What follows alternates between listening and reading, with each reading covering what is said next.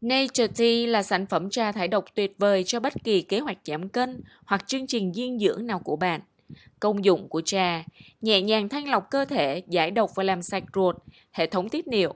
Trà loại bỏ mùi hôi cơ thể khó chịu, tăng cường vận chuyển năng lượng, loại trừ táo bón, trĩ, làm giảm cholesterol, cải thiện nước tiểu và quản lý cân nặng, chống cảm giác mệt mỏi, làm giảm nguy cơ loét dạ dày, làm giảm nguy cơ ung thư đại tràng và có tác dụng loại trừ axit uric, tác nhân chính gây nên bệnh gút.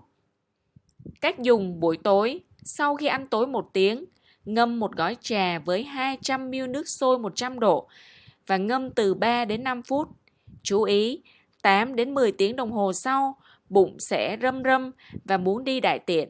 Ra phân lỏng màu đen xanh có mùi hôi tanh nhiều. Uống mỗi ngày cho đến khi nào phân ra dẻo và có màu vàng xanh, ít hôi, không tanh là khi đó ruột sạch. Ngưng không uống nữa.